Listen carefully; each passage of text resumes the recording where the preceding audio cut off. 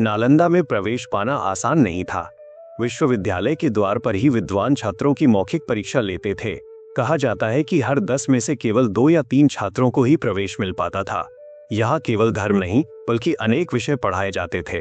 बौद्ध दर्शन, तर्कशास्त्र, संस्कृत व्याकरण, आयुर्वेद, गणित, खगोल विज्ञान, राजनीति, वास्तुकला और ध्यान विज्ञान।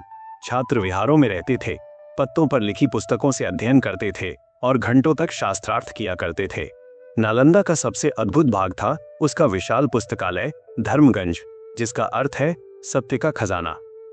इस पुस्तकालय के 3 मुख्य भवन थे, रत्नसागर, रत्नोदधि और रत्नरंजक।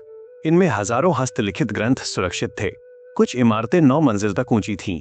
यह स्थान उस समय पूरे एशिया का बौद्धिक केंद्र था। नालंदा ने दुनिया को महान विद्वान दिए। महान दार्शनिक नागार्जुन ने मध्यमक दर्शन की स्थापना की।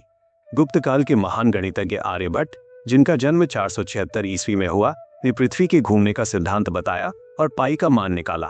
तर्कशास्त्र के महान आचार्य धर्मकीर्ति ने ज्ञान और तर्क की नई परंपराएं विकसित की और महान विद्वान शांतरक्षित नालंदा की शिक्षा को तिब्बत तक लेकर गए। लगभग 700 वर्षों तक नालंदा ज्ञान का केंद्र बना रहा।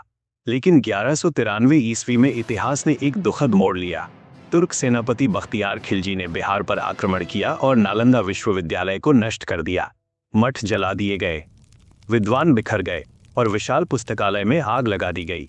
इतिहासकारों के अनुसार पुस्तकों की संख्या इतनी अधिक थी कि पुस्तकालय कई महीनों तक जलता रहा।